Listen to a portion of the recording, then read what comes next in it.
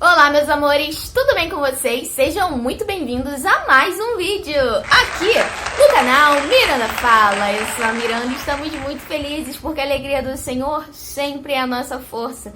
E o vídeo de hoje é um tema muito alegre, muito esperançoso, porque nós vamos falar de filhos, de gravidez mais precisamente. Nós vamos falar sobre pecado. Será que é pecado eu querer não engravidar, eu não ter planos para engravidar nem no futuro? Será que é pecado eu não querer gerar filhos? Será que um cristão pode ter esse pensamento?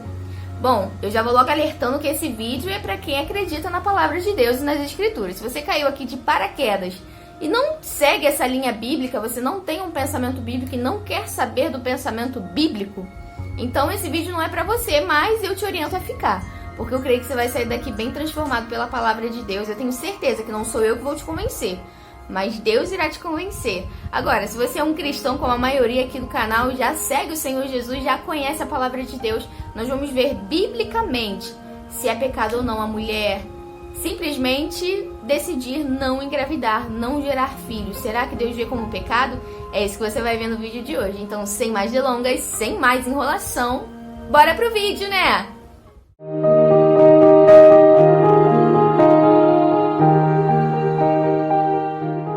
Bom, pessoal, pra gente já começar esse vídeo, a gente vai começar lendo a palavra do Senhor, como já é de costume aqui do canal. Mas eu gostaria de falar para vocês que eu separei alguns textos, não só esse, mas eu separei alguns textos que vai falar um pouquinho da visão de Deus, do gerar filhos, e se é ou não pecado na visão de Deus. Você vai sair daqui muito bem instruído, eu tenho certeza disso. Preparei um vídeo bem legal para vocês, a gente vai falar até de pedras guias da Geórgia. Quem aí já ouviu falar das pedras guias da Geórgia? Claro, pra gente tacar um pouquinho de conspiração aqui no vídeo, né? Porque a gente adora conspiração aqui nesse canal. Mas vocês sabem muito bem que não é bem conspiração, isso é uma verdade. É isso, gente. Vamos começar lendo a palavra de Deus, senão eu vou começar a falar bastante aqui. Melhor a gente ler primeiro. Vai dizer assim a palavra do Senhor lá em Gênesis, no capítulo 1, no versículo 28. Deus os abençoou e lhes ordenou, ou seja, é uma ordenança: sede férteis e multiplicai-vos. Povoai, sujeitai toda a terra, dominai sobre os peixes do mar, sobre as aves do céu e sobre todo animal que rasteja sobre a terra. A primeira coisa que eu ouvi aqui, que eu já até falei para vocês, é uma ordenança: multiplicai-vos, enchei-vos a terra. Se a gente for parar para pensar e analisar, Deus não deu essa missão aos anjos, nem aos anjos ele deu essa missão. Se tem noção do quão precioso é a gente gerar uma vida e de como o mundo está invertendo esses valores? O mundo coloca como se Deus tivesse colocado um peso. Deus não, porque eles nem acreditam em Deus. Mas no subliminar, para quem acredita em Deus, é como se Deus tivesse punido a mulher com o dom de engravidar. É como se você gerar uma vida nova fosse um peso. Mas não é um peso, é uma bênção. E vocês vão ver comigo ao longo dos textos o quão gracioso é diante de Deus uma mulher que gera filhos, uma mulher que é mãe. E ela ensina os seus filhos no caminho do Senhor. Isso é a coisa mais preciosa que uma mulher pode fazer diante de Deus. É ser mãe, é poder gerar filhos, não para nós mesmos, mas para Deus. Porque os filhos são do Senhor. Isso também é um texto que está na palavra de Deus. Os filhos são herança do Senhor. Nós não multiplicamos para nós mesmos, mas nós estamos formando filhos para Deus. Então, gente, a primeira coisa que eu entendo é isso. É uma ordenança do Senhor: multiplicai-vos, enchei-vos a terra. E o Senhor fala com alegria. É uma ordenança maravilhosa. Gente, a gente está gerando um outro ser humano. Vocês conseguem imaginar qual foi a reação de Eva quando ela descobriu que ela poderia gerar um filho, que ela poderia se multiplicar e que ela poderia carregar uma criança dentro do ventre, um mini ser humano? Gente, eu não consigo nem mensurar qual foi, sabe, a reação da Eva quando ela soube disso, quando ela sentiu o que estava acontecendo com ela, sabe? Então nunca deixe que o mundo coloque isso na cabeça das mulheres como um peso. Os filhos são uma bênção do Senhor. Embora hoje, no ambiente que a gente vive, no geral, né, o mundo colocou como um peso. Por quê? Vida financeira. Tudo hoje gira em torno de vida financeira, riquezas dessa terra. A gente não quer ter filhos agora. Eu sei porque eu também era muito assim. E ainda penso assim, preciso me libertar desse pensamento. Mas realmente, por enquanto, eu sinto que não é o momento, embora eu queira muito ter outro filho, não é o momento ainda, por conta da minha vida ministerial. Mas se o Senhor quiser me dar, amém. Mas o mundo de hoje vive desse jeito. Poxa, primeiro eu vou terminar minha faculdade, primeiro eu vou arrumar um emprego, e depois que você arruma um emprego, não, agora eu quero fazer um mestrado, aí depois eu arranjo o filho. Quando a mulher vai ver, ela já tá com quase 40 anos e ainda não gerou filhos. Qual é a prioridade para Deus, para as mulheres? A prioridade de Deus para as mulheres, biblicamente, desde lá do Gênesis, gerarem filhos. Você não pode fazer uma obra mais grandiosa diante de Deus do que gerar filhos para Deus, que, como eu falei, os filhos são do Senhor. Agora eu queria ler um outro texto que a gente vai desenvolvendo ao longo desse nosso bate-papo sobre gerar filhos, não querer gerar filhos, né, ser pecado ou não. A gente vai ler lá em Gênesis, no capítulo 9, no versículo 1, que vai dizer assim pra gente: Deus abençoou Noé e seus filhos e determinou-lhes: sede fecundos, multiplicai-vos, enchei a terra mais uma vez. E pessoal, um outro pensamento também muito recorrente de nós mulheres, eu digo nós porque eu também me incluo nessa questão. A gente pensa assim: eu vou engravidar mais pra frente para eu poder ter mais situação financeira, poder aquisitivo e comprar tudo que o meu filho precisa, para poder dar uma vida melhor do que a que eu tive pro meu filho. Só que quando a gente vai perceber, os nossos filhos não precisam da metade das coisas que a gente dá pra eles. Vocês sabiam disso? Vocês já perceberam isso? Vocês que têm filhos? Se você der uma caixa de sapato pra ele brincar, ele já tá super feliz. É claro que eu defendo planejamento familiar. Gente, isso é muito importante. Sabe? Que você tenha condições, pelo menos básicas, pra você ter um filho. Mas que você ter tudo pra dar pro seu filho, tudo pra oferecer pra ele, isso não é o essencial. Você tendo o essencial, uma casa, uma família harmoniosa, você e seu esposo vivem bem, é legal a família de vocês, você tem uma casa, sabe, com as coisas básicas, você tem um mínimo de conforto, você já pode ter filhos. Como eu falei pra vocês, biblicamente não adianta a gente usar outra palavra, mas biblicamente a prioridade de Deus para as mulheres e o projeto de Deus para as mulheres é gerar filhos, tanto é que só nós geramos. E não é porque Deus quis nos punir que nós geramos, mas simplesmente porque Deus nos abençoou e nos fez férteis. Aí eu lembro, por exemplo, dos exemplos de Ana, quanto ela orou a Deus pedindo um filho. E sabe o que Deus fez? Mandou Samuel. Samuel, um grande profeta na palavra de Deus. Olha só que coisa incrível. E Ana chorava desesperadamente. Ana chorava diante da presença do Senhor e o Senhor ouviu a oração de Ana. Assim como Rebeca também, que era estéril, o Senhor abriu a madre. Assim como Abraão e Sara já era de uma idade avançada e ela clamava a Deus por um filho. Quando uma mulher, nos tempos bíblicos, ela não podia gerar, ela tinha o ventre estéril, né? Ela era estéril, então ela era considerada como amaldiçoada. E hoje em dia não, se você vê, por exemplo, uma mulher cheia de filhos na rua, automaticamente a nossa mente já está tão cauterizada com isso que a gente já julga logo. Nossa, mas olha só, para que tantos filhos? Gente, mas isso é bíblico. A gente precisa sim encher o mundo com os nossos filhos, principalmente se você vive a vida de Deus, você vive para Deus, você pratica as obras de Deus, que você vai fazer do teu filho mais um cristão no mundo, você vai fazer do teu filho mais um servo do Senhor. Você acha que eu tô falando besteira? A gente vai chegar numa conclusão muito bacana no final. Eu quero que você fique até o final desse vídeo para você ver um outro povo que se multiplica muito, mas muito mesmo, que leva a religião muito a sério e quanto eles estão sendo bem-sucedidos devido a essa multiplicação de filhos que eles têm até os dias de hoje. Gente, só para dar um spoiler aqui para vocês, a gente se multiplicar, a gente ter muitos filhos, sempre foi a maior estratégia para a gente formar um povo e formar uma cultura. Porque pai vai passando para filho, filho passa para o filho, e aí a gente tem toda uma comunidade de pessoas que acreditam na mesma coisa. Então esse sempre foi aí a principal estratégia para a gente conseguir promover principalmente uma religião, como a religião cristã ou a religião muçulmana, que nós vamos falar nesse vídeo aqui também. Vamos ler o próximo texto, que vai dizer assim, lá em Isaías 51, no versículo 2, vai dizer assim pra gente: olhai para Abraão, vosso pai, e para Sara, aquela que vos deu a luz.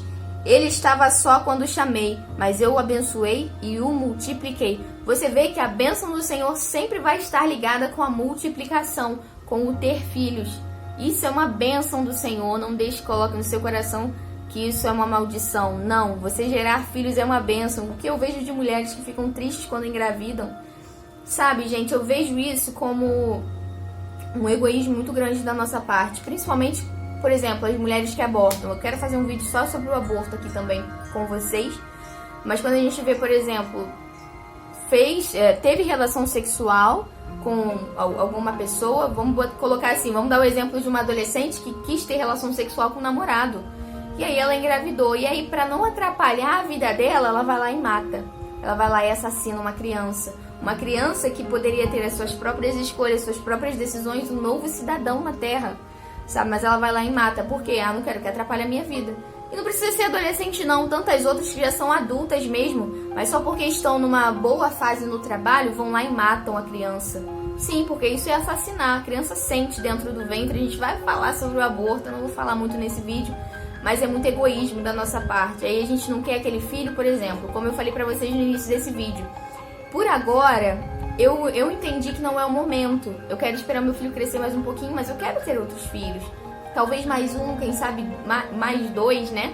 Não sei o que Deus tem pra mim, mas eu amo ser mãe, eu quero ter mais um bebezinho sim. Só que se Deus mandasse um pra mim agora, mesmo eu achando que não é o tempo, porque o meu tempo e o de Deus é diferente. Se Deus olhar pra mim e falar, é no tempo, vai ser agora, eu vou mandar pra você agora, eu vou receber com maior amor e carinho. Porque eu não posso deixar que as minhas prioridades sejam egoístas a ponto de eu rejeitar uma nova vida, um novo ser. Porque essa deveria ser a prioridade das mulheres. Gente, o modelo que Deus deixou pra gente é perfeito. A gente é que estraga tudo. A bênção de Deus hoje em dia é maldição pro mundo. Vocês conseguem perceber os valores invertidos no meio disso tudo? Agora eu queria ler mais um texto para vocês que fica lá em Salmos, no capítulo 115, no versículo 16, e vai dizer assim: os céus são os céus do Senhor, mas a terra deu-as aos filhos de Adão. Ou seja, os céus são do Senhor, mas a terra somos nós que vamos herdar, nós e nossos filhos. Então por que nós ficamos nos inibindo tanto em ter filhos? Por que tratamos os nossos filhos como maldição? Eu não consigo ver nada mais, nada menos do que satanismo no nosso meio, porque o único que não gosta do ser humano é Satanás. Então a gente vê algo sendo apregoado no meio da sociedade já tem há bastante tempo, como se os filhos fossem uma maldição. E todo esse sistema que nós vivemos também nos influencia a pensar assim, a sermos egoístas, a pensar só na nossa vida, sabe? E não nos doar, porque uma mãe, ela faz isso. Ela se doa em prol da vida do filho. É a mesma coisa que Jesus fez pelas nossas vidas. Ele doou a própria vida para que a gente pudesse viver. E a gente é tão mesquinho a ponto de pensar que um filho atrapalha a nossa vida. Não, um filho é uma bênção, ainda que o mundo diga o oposto. Agora eu cheguei onde eu queria chegar com vocês. Lembra que eu falei lá no início do vídeo sobre as pedras guias da Geórgia? Eu vou mostrar um negócio aqui pra vocês, que vocês vão ver o que tá por detrás de toda essa cultura feminista, principalmente, de não querer ter filhos, de ver como se fosse um peso a mulher engravidar.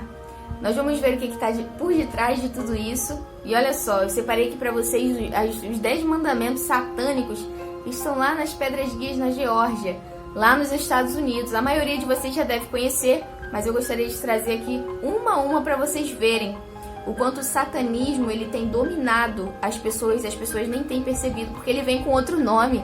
Ele vem como feminismo, por exemplo, para enganar as pessoas. Ele não vai vir escrito satanismo, venha fazer parte, não. Ele vai vir em forma de ideologias.